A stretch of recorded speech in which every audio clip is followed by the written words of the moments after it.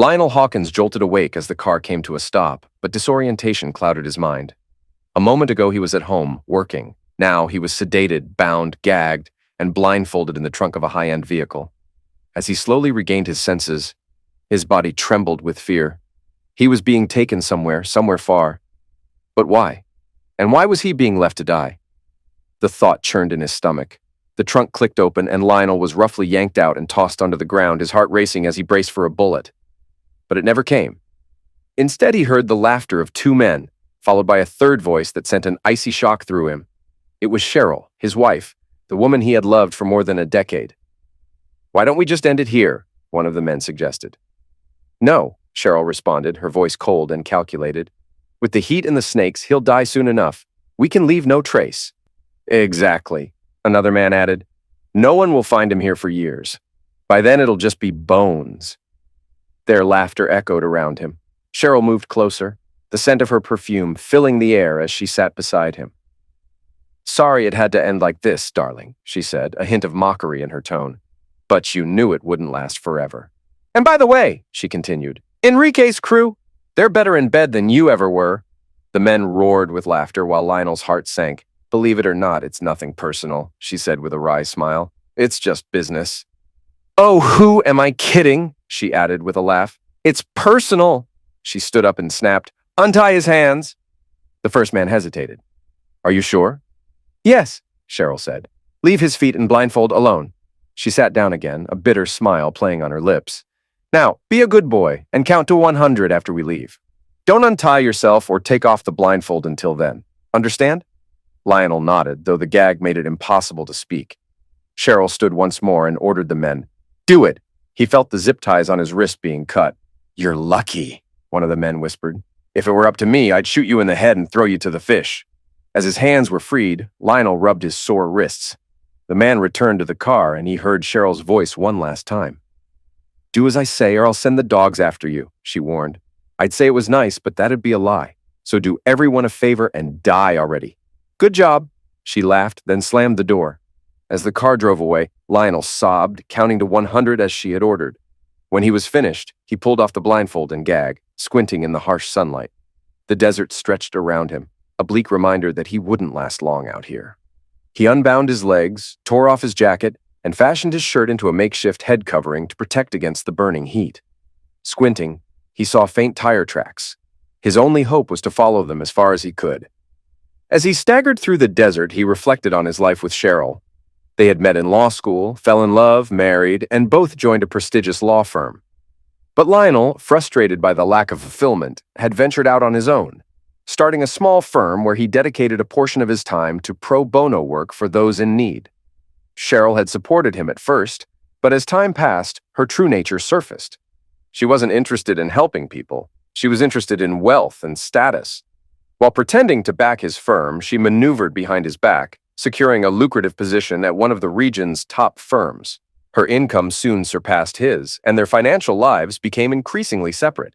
She insisted on separate accounts, bought herself a new BMW while he kept driving an aging Toyota, and rarely let him drive her car. Her work required constant travel, and over the past 2 years she had barely been home. She missed their last 2 anniversaries and never made good on her promises to make it up to him. Lionel was left wondering how it had all gone so wrong. As their 10th anniversary approached, Lionel decided to do nothing, hoping Cheryl would notice. So far, she hadn't said a word.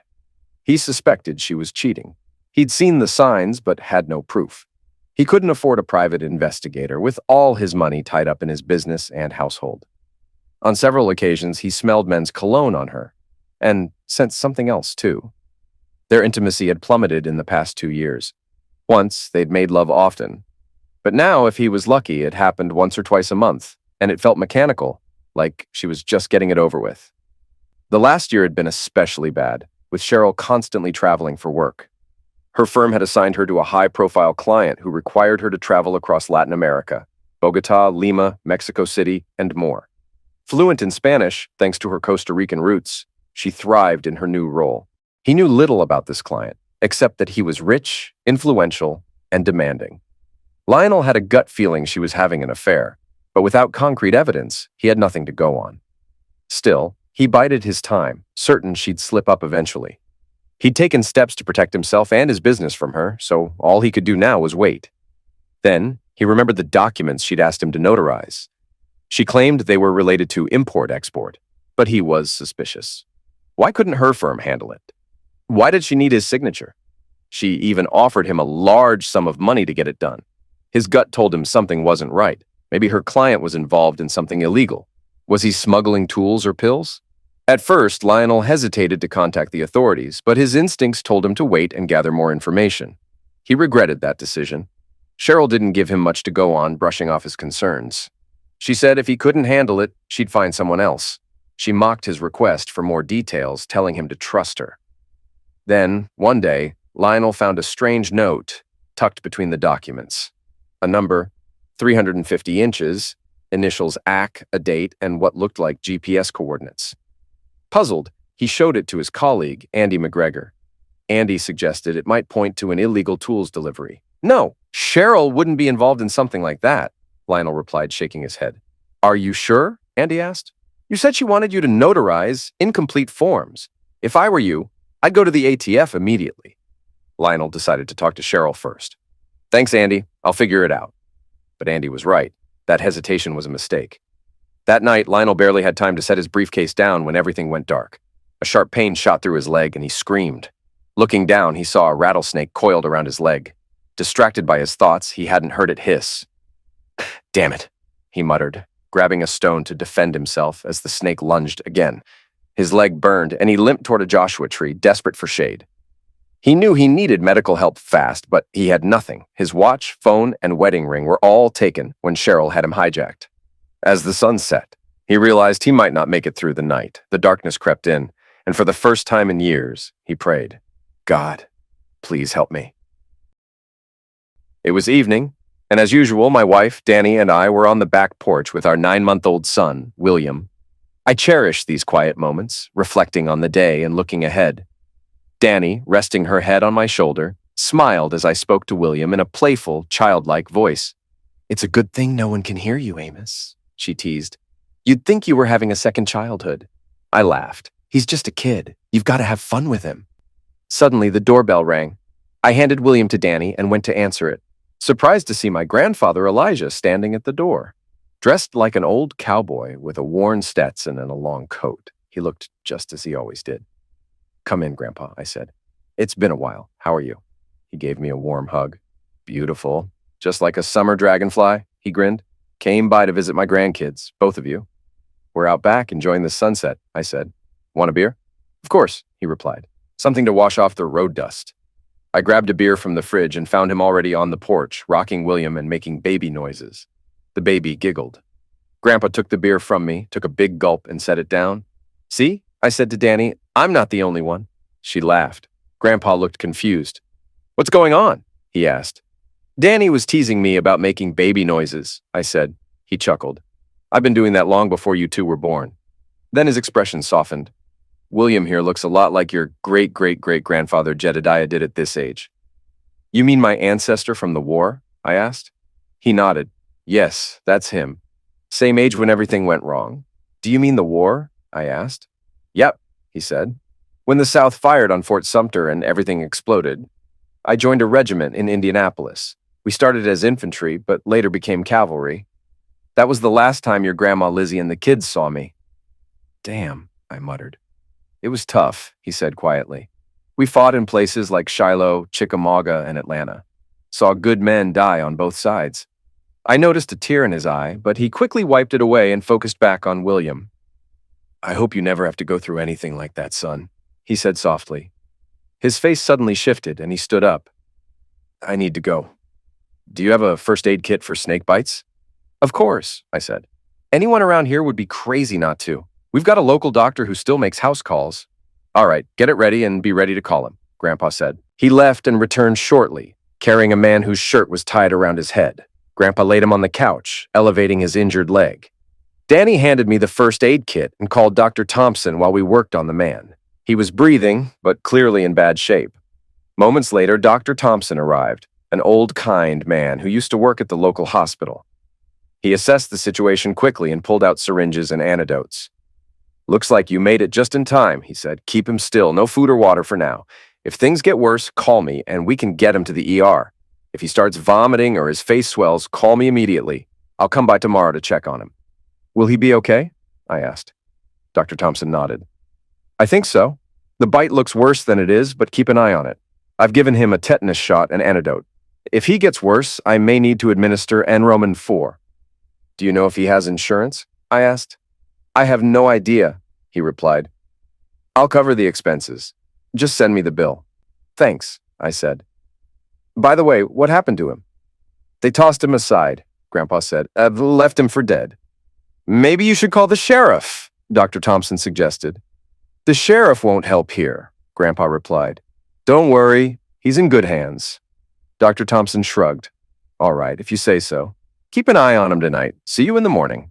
We thanked the doctor as he left, then sat down in the living room. What's going on, Grandpa? I asked.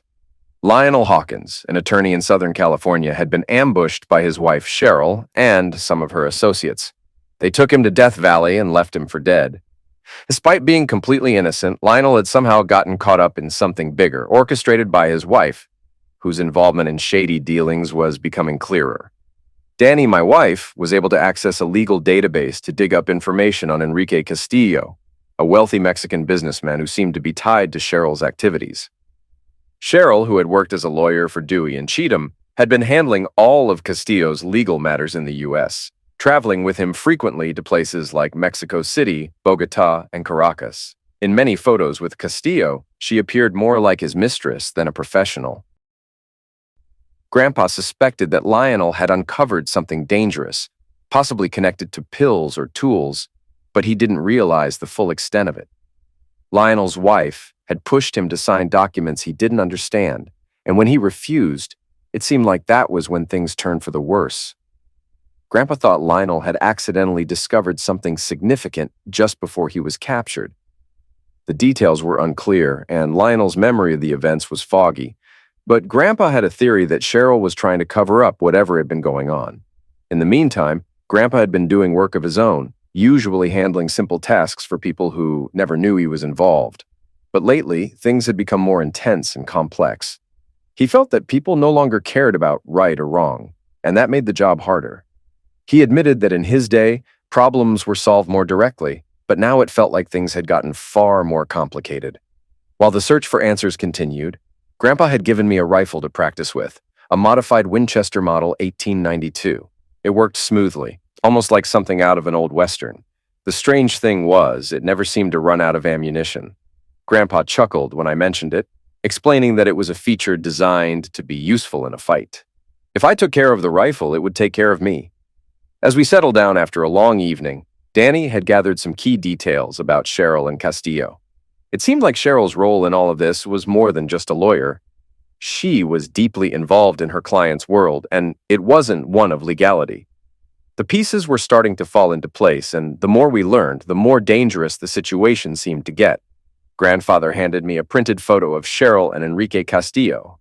Cheryl was stunning, with dark hair, doe eyes, and a figure highlighted by a revealing dress. Castillo, older and sophisticated in a tailored suit, seemed very close to her, and the chemistry between them was undeniable. There's more, Grandfather continued. Castillo owns large villas in Colombia and Mexico, and is under investigation by Mexican authorities for various serious charges, including pills, tools, and illegal human trade. But these investigations always seem to vanish. Recently, he's been heavily involved in politics in the Mexican state of Chihuahua, replacing mayors and bureaucrats with his loyalists. I asked what kind of political activity he was involved in, and Grandfather explained that Castillo was building a coalition to remove local leaders, much like wealthy Americans influence politicians. It seemed Castillo was gaining too much power, and people were starting to ask questions. When I asked if there was more to it, Grandfather wasn't sure. It was hard to tell from the available reports. He took the stack of papers from Danny and said he would look into it. You two get some rest while I stay here with Lionel, he said. Danny kissed his forehead before heading upstairs. Grandfather was already absorbed in the papers. I said goodnight and went upstairs myself, knowing what he meant about needing quiet. The next morning, I woke to the smell of bacon and coffee. Danny was already up, and I joined her in the kitchen, giving her a quick hug and a kiss. "This smells amazing," I said, rubbing my face against her neck. She smiled, but warned me not to get in the way. After breakfast, I went into the living room, where Lionel was now awake, but still groggy. I asked how he was feeling, and he looked confused, asking who we were and how he ended up there. I reassured him he wasn't dead and introduced myself and the others. When Lionel saw Grandfather, he recognized him as the one who had found him in the desert. Grandfather explained that Lionel had called for help, and he'd answered. Lionel, still stunned, recalled praying in the desert, realizing now who had answered. I told him he was in Texas and asked if he wanted breakfast. He eagerly accepted, and Danny brought him a plate of bacon and eggs. Lionel devoured it hungrily as though he hadn't eaten in days. Afterward, we all ate in silence. Danny fed William and then placed him in his playpen. I asked Lionel what had happened, and he recalled putting his briefcase on the table at home, only to end up tied up in the trunk of a car. His wife had made it clear she wanted him dead. Why? Danny asked, horrified. Lionel explained that Cheryl had asked him to sign and pre-certify import-export documents for her client, something not even filled out or signed. Danny was shocked. Why couldn't she do it herself? I don't know, Lionel answered, shrugging. Your wife's a lawyer, right? Danny pressed. Yes, he confirmed. Then why couldn't she handle it? Danny asked, trying to make sense of it all. Lionel shook his head. He had asked Cheryl why, but she just brushed him off. He told her he wouldn't proceed without meeting her client and verifying the documents. I may not have much, but I have my integrity, he said. Danny, sensing something was wrong, remarked that it didn't make sense. She asked if Cheryl had offered him money. Lionel confirmed, saying she offered him a suitcase full of cash, around $10,000. But he refused. He wasn't about to get involved in anything shady. Danny asked about his relationship with Cheryl, and Lionel laughed bitterly. He hadn't seen her much in the past 3 months, with her being away on business in places like Mexico City and Bogota. Even when she was home, she was glued to her phone or computer. He suspected she was cheating on him and couldn't afford to hire a private investigator. What made you so sure? Danny pressed. Lionel recounted how she'd coldly told him to do humanity a favor and die, and one of her associates had insulted him. Cheryl admitted to sleeping with other men. Lionel might have been a pushover, but he wasn't blind. Danny then showed him a photo of Cheryl with a man. He confirmed it was her, and when asked if he knew the man, he said he didn't, but guessed he was one of her wealthy clients. Danny revealed that the man was Enrique Castillo, one of Mexico's richest businessmen. Lionel noted that Castillo's name, Enrique, meant powerful ruler, and his surname, Castillo, meant castle, suggesting he was likely a controlling person with an inflated sense of self-importance. Danny deduced that the documents Cheryl wanted Lionel to sign were related to Castillo. Am I right? She asked. Lionel nodded, acknowledging her guess. Grandpa, who had been quietly observing, spoke up about a note Lionel had found before he was captured. It had some numbers, initials, AC, and GPS coordinates. Lionel was shocked. How do you know about that? He asked. It's his hobby, I said. Grandpa reads faces. Grandpa explained he could tell a lot from someone's face. Just then, there was a knock at the door. It was Dr. Thompson who checked on Lionel's wound. After confirming his condition was improving, the doctor left without charging us. Afterward, we returned to discussing the note. Lionel explained that the note had numbers, initials, and GPS coordinates, which puzzled him. Grandpa didn't know what GPS meant, so I explained it was a system for tracking locations. Lionel confessed he had no idea what the coordinates referred to, though a friend suggested it might be connected to illegal tools. He couldn't believe Cheryl could be involved in something so illegal. Danny asked if he ever imagined his wife would cheat on him, drag him into illegal activities, or even hijacked him. Her voice grew sharp, filled with anger at the situation. Lionel shook his head, tears streaming down his face. I suspected she was cheating, but I never expected this, he replied. Do you really think it's too far-fetched to consider she's involved in something illegal, like the arms trade? Danny pressed. Lionel thought for a moment. No, when you put it that way, it doesn't seem far off, he admitted. I noticed Grandpa had closed his eyes and appeared to be communicating with someone, though I wasn't sure who. After a moment, he opened his eyes and looked at me. Son, turn on the TV and tune to channel 970.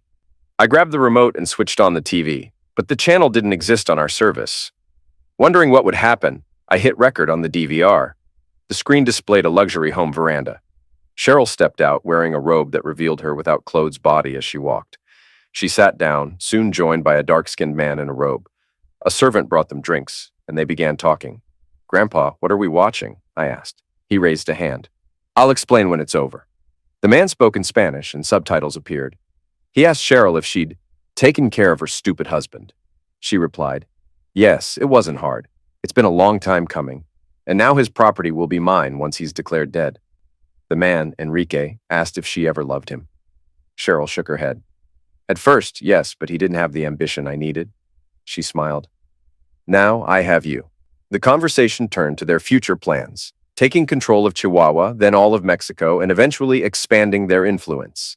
They talked about uniting people for a revolution and taking back land from the U.S., ending with a private moment of intimacy. Cheryl referred to herself as his queen. Lionel, disgusted, asked us to turn it off. The video cut out, and I looked at Grandpa, bewildered. "What the hell was that? Where did that come from?" I asked. Grandpa remained calm. "I can't explain everything right now, but what you saw is real. I'm not the only one who does what I do. How it was done, I can't say." Danny was shocked.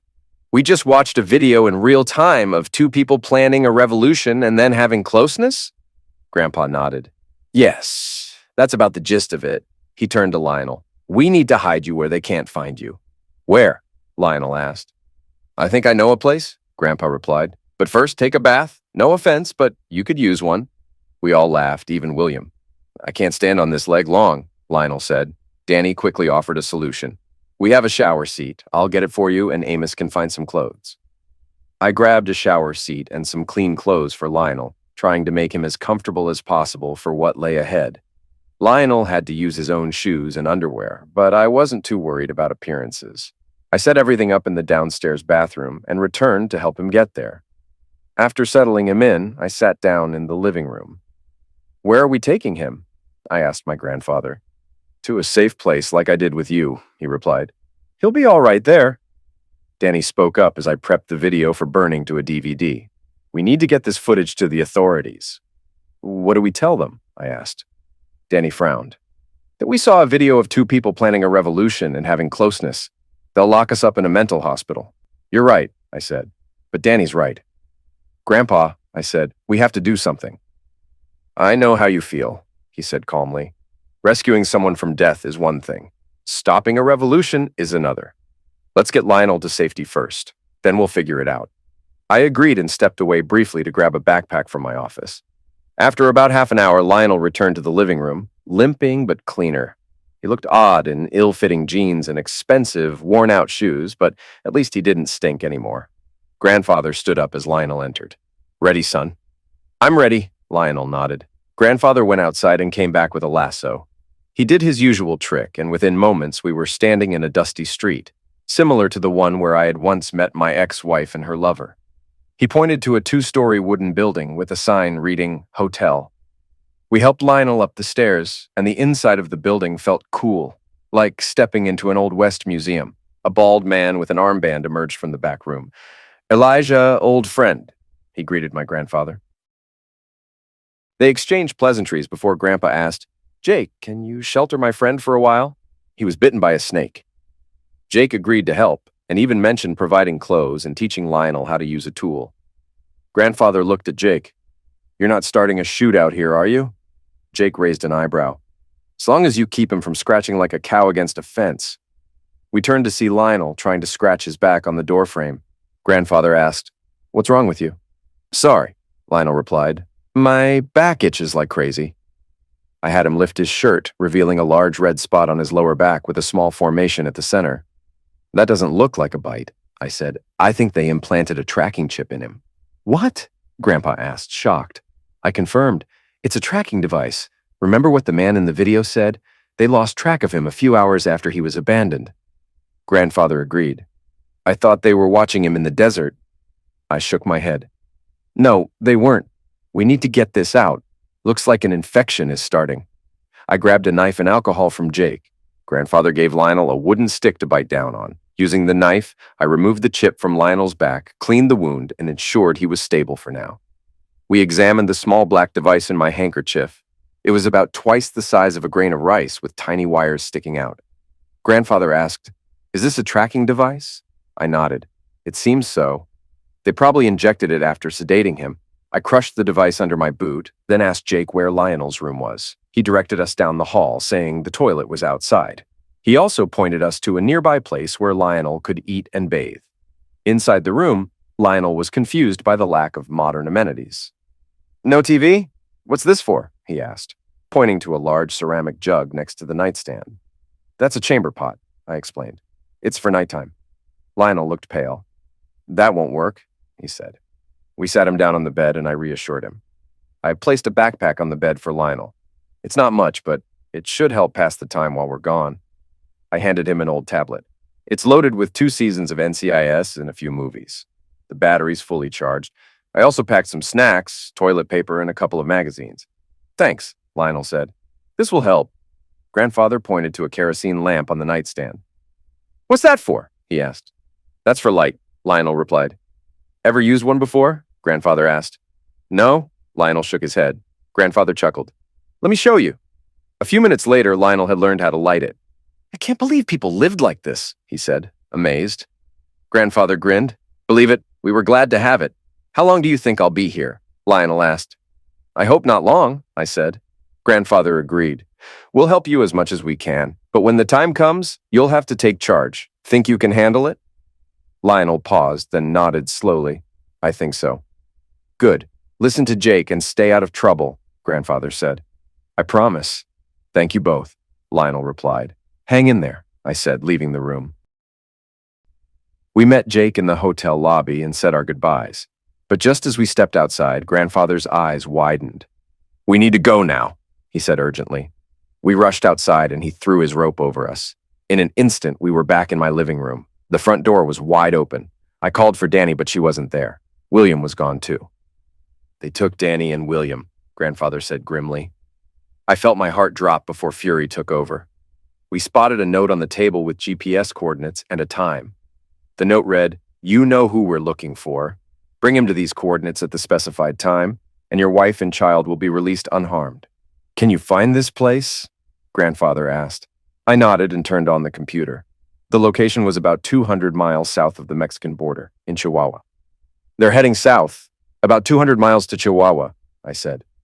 "We have less than 6 hours." Grandfather thought for a moment. "Are you planning to hand Lionel over?" I asked. "No," he replied.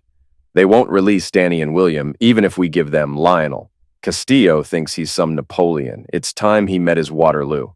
I know the people who can make that happen." He grinned. "Get your tool and ready, Ringo. We're raiding tonight."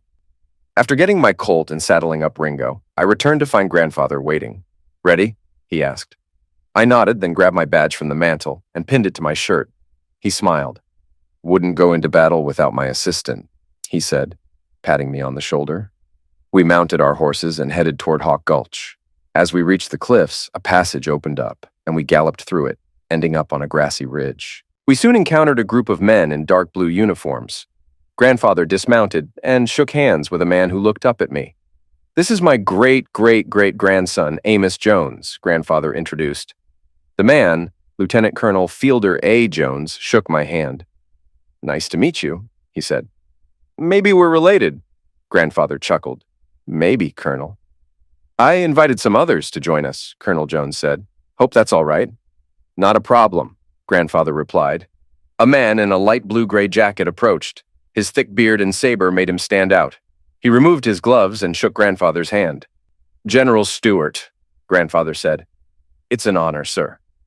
"My honor, Sergeant," the general replied. He turned to me. "Who's this young man?" "This is my great-great-great-grandson, Amos," Grandfather said. "Amos, meet James Ewell Brown Stewart, one of the finest cavalry officers in the Confederate Army." "I've read a lot about you," I said. He smiled. "I hope some of it was good," he said. "Call me Jeb." "Yes, sir," I replied. Jeb turned to Colonel Jones. "So what's the plan, Colonel?" I watched Colonel Jones as he surveyed the camp below us. There was a helicopter parked on the southern edge, and he laid out the plan. "Eli and you, Amos, will make first contact," he said, pointing to the right side of the camp. 3 companies of the 8th will hit their left flank.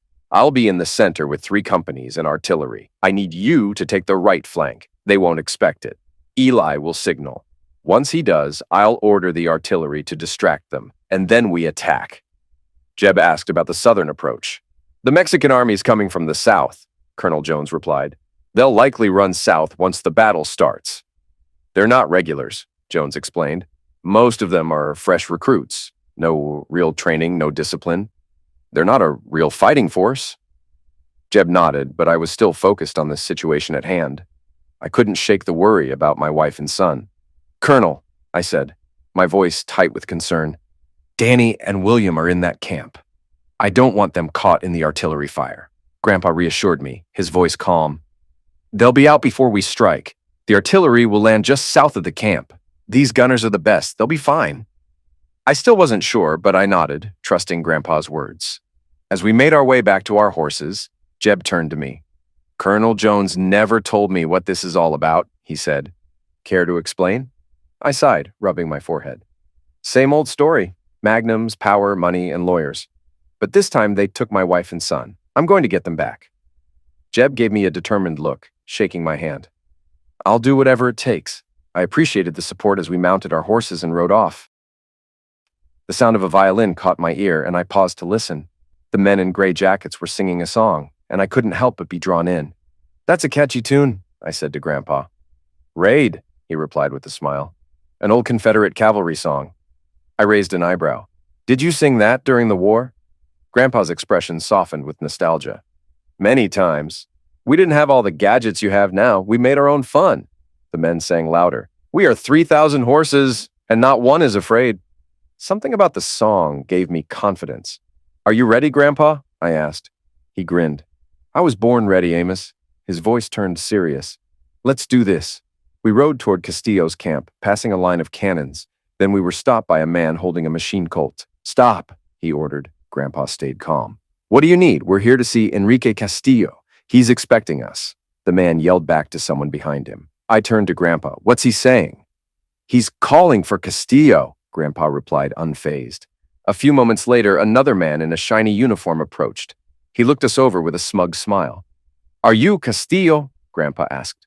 The man stood tall and declared, Yes, I am Enrique Castillo, General of the Army of New Chihuahua and future Emperor of Latin America. He switched to English. Who are you? I'm Justnoso Peace, Grandpa said. This is my second in command, Amos Jones. We're here to take the woman and child you hijacked. After that, we'll take you with us. Enrique grinned. Well, we thought you'd come by helicopter. But horses, how did you get here so fast? And where's the man you were supposed to bring? Our horses are faster, I said, my tone firm. The man you're looking for is safe from you, but you'll see him soon, Grandpa added. Enrique's smile faltered. And what if I don't give up the woman and child? Grandpa's smile turned cold. Then I'll introduce you to my friends. Enrique's eyes widened as a line of dark blue uniforms appeared behind him, all mounted on horseback. The men around him were equally stunned. I glanced back and saw flames rising from the nostrils of some horses, men drawing their sabers. Who are these people? What kind of magic is this? Enrique's voice trembled. These are my friends, Grandpa said, his eyes flashing with intensity. Meet the 8th Indiana Cavalry, reinforced by Jeb Stuart's cavalry, veterans of countless battles. You wanted a war, didn't you? Well, I'm more than happy to deliver one. Just then, Cheryl, Lionel's wife, appeared. She went pale when she saw the ghostly cavalryman. She turned to the men around her. Where's my husband? She demanded. In a safe place, Grandpa replied. Now bring the woman and child. Enrique turned to her. Do it, he ordered. But Enrique, Cheryl started to protest. Do it, he barked. She turned to her men and gave them orders. A moment later, Danny was brought outside, with one of the men holding William and handing him to her. They stood before us. Are you okay? I asked, my voice full of concern. We're fine, she answered, her voice steady. They didn't hurt us. We just got here. Grandpa took out his rope and tossed it over. Danny, I whispered to her. I love you. She smiled softly. I love you too, she whispered back before disappearing from view. Enrique looked at me with a smirk. Oh, so you're the woman's husband, are you? He asked. Yes, I said, my voice steady. Well, it's a good thing you showed up when you did. My men might have thought she'd be useful for other things. Enrique laughed. Cheryl laughed along with him.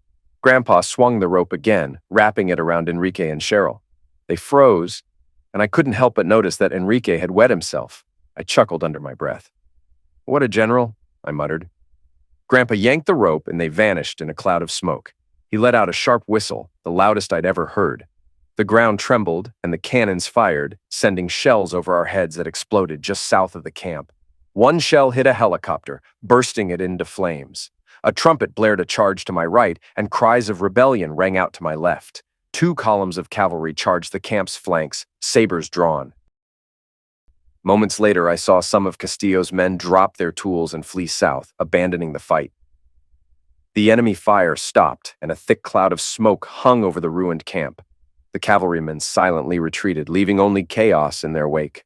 I looked over at Colonel Jones, who nodded and waved. I gave him a thumbs up.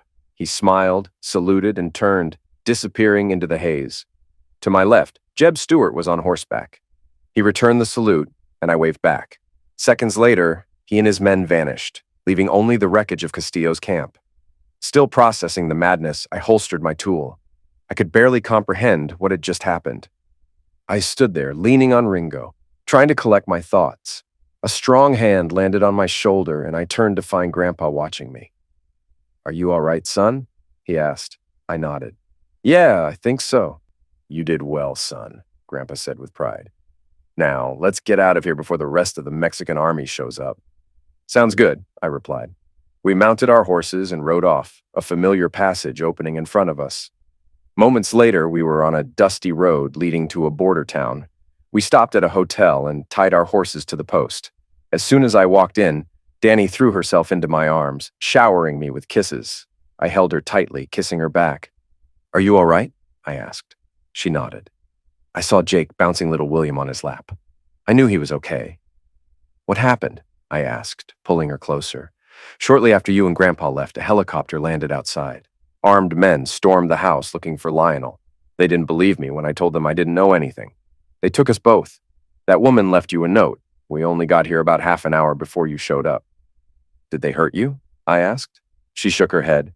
"No, but Castillo said if you didn't show up, he'd give me to his men." I didn't need to guess what they'd planned for her and William. I looked over at Lionel, sitting in a chair against the wall. "How's he doing?" I asked Danny. "He's better," she said. "He can walk a little now." Grandpa walked over. "He's going to jail with us." "Are you putting him in jail?" Danny asked. Grandpa shook his head. "No. Castillo and Cheryl are already there." "Ready to meet your wife, Lionel?" he asked. Lionel nodded and patted his colt. "Ready. Let's go," Grandpa said, and Lionel stood up. We turned to leave. "Wait," Danny called. "If you're going to meet them, I'm coming too. I have a score to settle with them." "I think you'd better stay here with William," Grandpa suggested. "No," Danny said firmly. "They hijacked my son and put him in danger. I can't let them get away with this." Grandpa knew better than to argue with her when she was set on something. He nodded and turned to Jake, who was playing with William. "Jake, would you mind looking after my grandson for a bit?" Grandpa asked. Jake smiled up from his seat. "My pleasure, Eli. I haven't held a baby in a while. He looks a lot like Jed, doesn't he?" "Yeah, looks like it," Grandpa said. "All right, let's go." We turned to leave, and with that, our next chapter began. On the way to the prison, I stopped and grabbed my Colt from its holster, feeling the weight of what was to come. We made our way to the cell where Enrique and Cheryl were sitting. Grandpa motioned for the sheriff to open the door. "Are you sure about this?" the sheriff asked. "Absolutely," Grandpa replied, his voice steady as the door creaked open. "Do you need me to stay?" the sheriff asked. "No, I'll take it from here," Grandpa said. "My deputy will cover me. Why don't you go get something to eat?" The sheriff nodded. "I won't refuse," he said, heading out. Grandpa turned to the prisoners. "Out," he ordered, gesturing for them to leave their seats. They exchanged looks before slowly standing. Cheryl and Enrique made it clear they weren't going to cooperate. Grandpa laughed, eyeing them. "You should know," he said, turning to Cheryl. "It's dangerous to come between a mother and her child." Then he turned to Castillo. "Well, General," he added sarcastically, "your little war is over." He looked at Lionel. "Anything you'd like to discuss with your wife?" Lionel pulled up a chair, staring at Cheryl. Give me one good reason not to eliminate you right now, he said, his voice cold. Cheryl looked at him in shock. Because I love you, she said quietly. Lionel let out a bitter laugh. That's why you left me to die in the desert? That's why you tried to set me up and had an affair with that so-called dictator, he sneered. I'm glad you love me. I'd hate to think what you would have done if I didn't love you, lying witch. Enrique groaned in pain, struggling to speak. You told me you didn't love him anymore. You swore loyalty to me. I told you what I'd do if you betrayed me. He lunged toward her, but that was when the shot rang out. He fell to the floor, dead, and then vanished in a puff of smoke. Where did he go? Cheryl gasped. To his eternal resting place, Grandpa replied, his voice unbothered. Cheryl turned to Lionel, her voice trembling. You liquidated him. Maybe you'd have preferred I let him strangle you, Lionel said coldly. Now tell me, why did you do this? Why cheat on me with him? Why try to eliminate me? Because he was rich and powerful, she replied, looking down. He was a megalomaniac liar, just like you, Lionel said. So what now? She asked, her voice shaking. Are you going to eliminate me too? It's tempting, Lionel said, his tone dark. But I've got another idea. As Jake had shown him, Lionel glanced at Grandpa. Is there any way to escape from here? Grandpa frowned. Normally, no. Why? Do you know the myth of Prometheus? Lionel asked. Grandpa raised an eyebrow. I remember it from Greek mythology. Cheryl looked confused as Lionel began.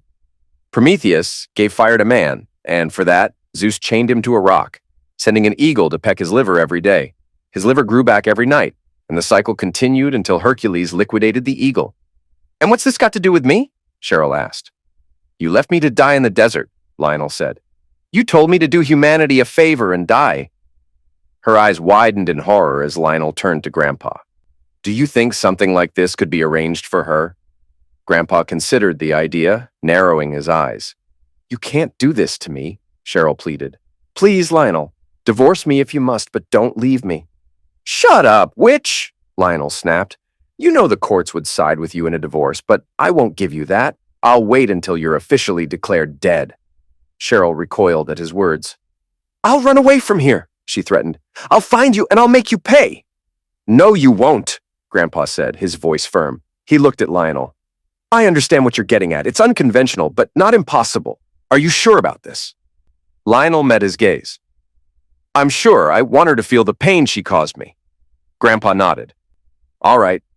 In the blink of an eye, we were standing in the middle of the desert, next to a large rock. Sand and sparse bushes surrounded us.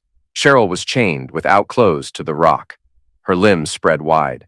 Fear and horror filled her face as she realized where she was. Are you really going to leave me here? She screamed. I'll die here. You left me to die in the desert, Lionel replied coldly. But I loved you. This is your punishment.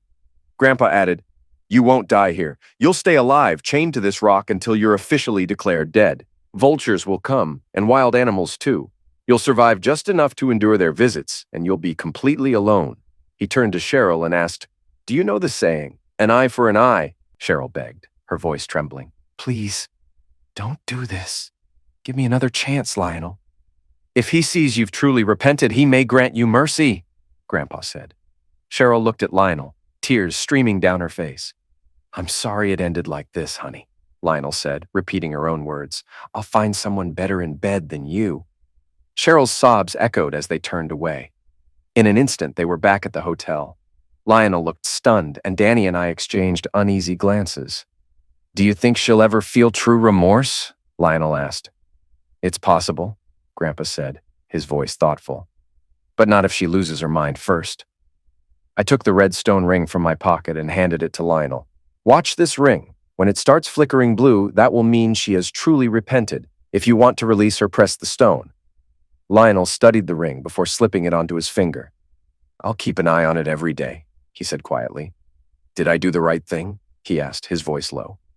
Sometimes people need to hit rock bottom before they change, Grandpa said. Have you ever heard the story of Jonah? Yes, Lionel replied. Didn't he get swallowed by a whale? Something like that, Grandpa said. Jonah refused to follow God's will and ran in the opposite direction. So God sent a giant fish to swallow him. He spent 3 days and nights inside, praying until he repented. When the fish spat him out, Jonah finally did what he had to. I imagine he didn't look or smell too good by then. Maybe your wife needs a similar lesson. The real question is whether you can forgive her, Grandpa added. Can you let go of your hatred? Lionel shook his head. I don't know, he said softly. She tried to eliminate me. I tried, Grandpa replied simply. Lionel took a long pause. All right, he said. Time to go home. We packed up and headed to the ranch. I gave Lionel my address and phone number in case he needed to talk. Grandpa drove him back home. Danny had already fed William and put him to bed. Feeling exhausted, I grabbed a beer and stepped into the backyard for a cigarette. After a while, Danny joined me. It feels so good to finally be home with you, she said, resting her face against my shoulder. I hugged her tight. Yeah, it really does. I'm just so thankful you and William are okay. I don't know how I would have managed if I lost either of you. You know, I was scared, but I wasn't worried, she said, taking a drag from my cigarette. I knew you and Grandpa would save us, and you did. I put out the cigarette and gently cupped her face in my hands. I kissed her deeply. I love you so much, I told her. I love you more, she whispered, undoing my shirt buttons. My husband, she added with a teasing smile, and I'm going to show you just how much. We were interrupted by a loud cough from behind the door. Alarmed, we both sat up and looked around. Sorry to interrupt, Grandpa said, smiling.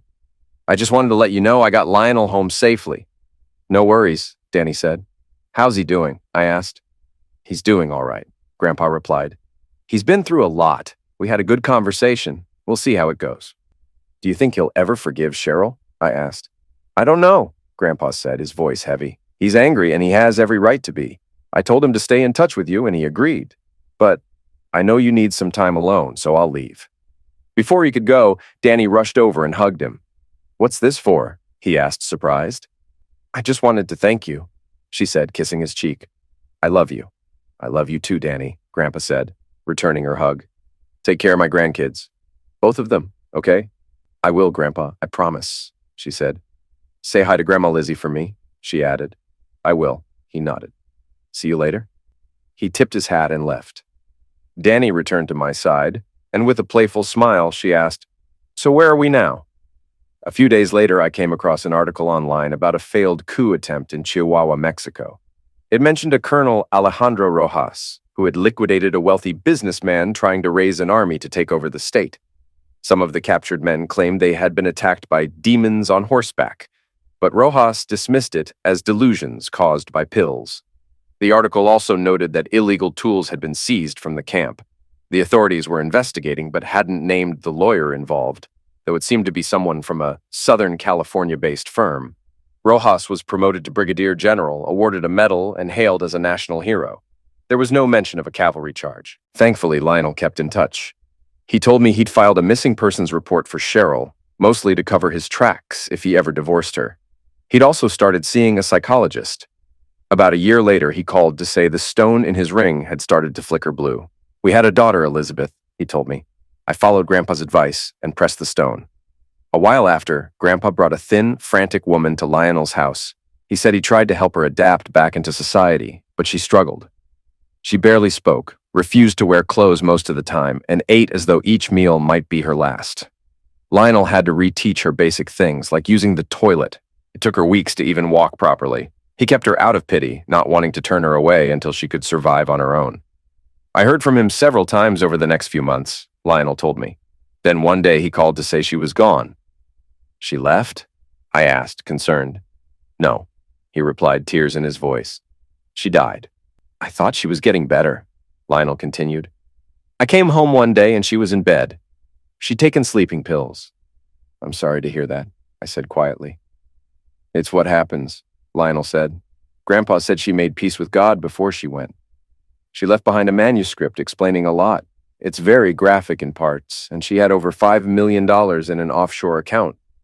I didn't know she had that kind of money. Maybe it was her way of saying sorry. Wow, I said, stunned. Would you want me to read her manuscript? If you want, Lionel said.